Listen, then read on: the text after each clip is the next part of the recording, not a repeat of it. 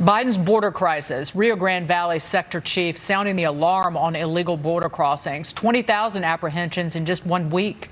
Texas Governor Greg Abbott joined Maria yesterday to discuss the president's open border policies. Listen to this. First, if you recall, under the Trump administration, they pretty much had cross-border illegal immigration shut down. All that Biden had to do was to continue the Trump policies, and we would have no problem on the border whatsoever.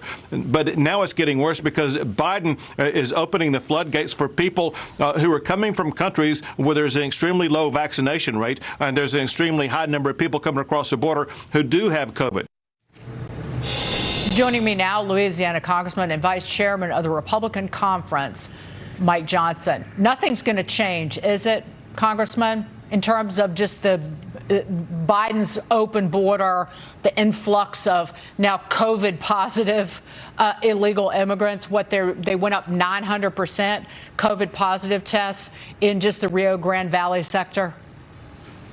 Yeah, and you also have dozens of Border Patrol agents who have tested positive now because of this compounding crisis. We're going now from referring to this as the Biden border crisis to an actual disaster. It truly is. We're sounding the alarms everywhere we can, Dagan. We have now a countless number of illegal immigrants coming across that border. It is completely open, and the administration shows no signs whatsoever of changing their policy. You know what is astonishing? Is that last week the administration extended the time that legal Canadians have to wait to come into the United States. It's now in late August. Canada will allow vaccinated Americans in, I think, sometime the first week or so of August. We extended that ban to Canadians and to legal people coming from Mexico. But if you're illegal, come on in. It's just mind-boggling.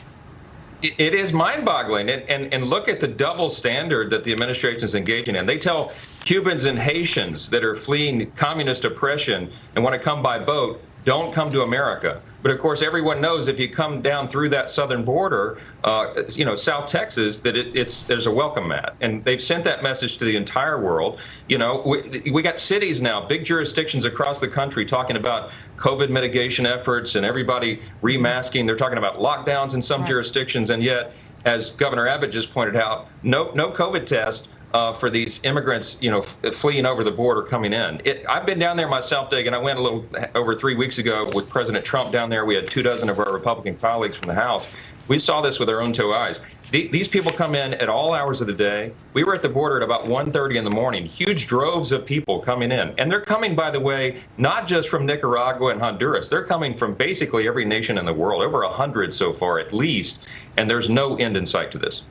Sean Duffy, I've said this before, but that Biden and company have created a foundation where criminals prosper off of human suffering, whether it's human traffickers or drug traffickers, bringing fentanyl into this country with overdoses spiking. It's just heartless.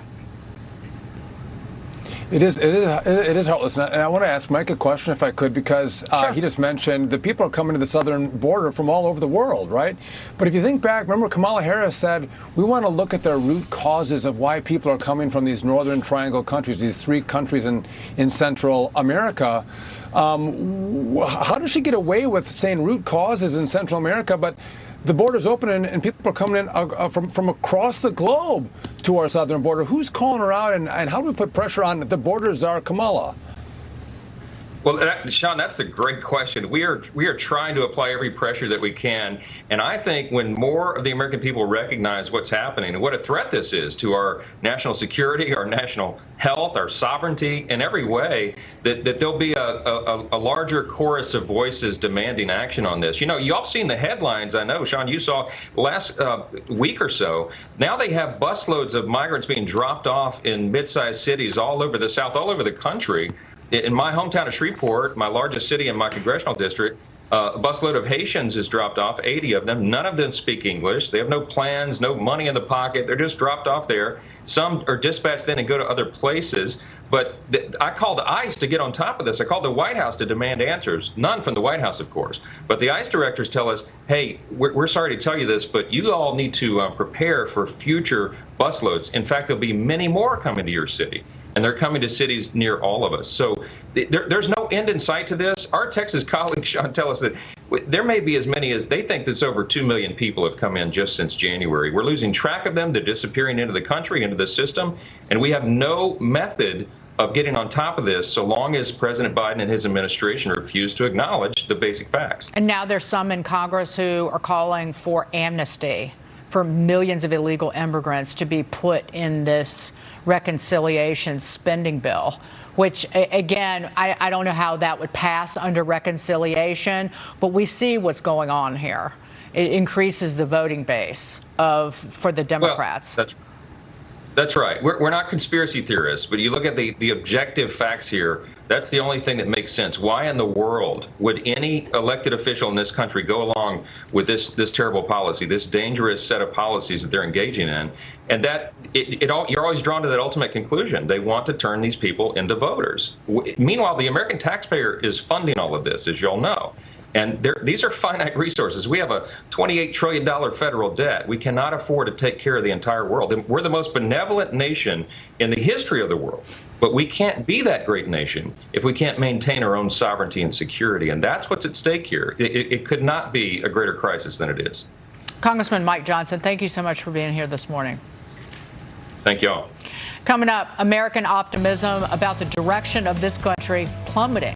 President Biden facing criticism over the pandemic, the border crisis, and rising crime.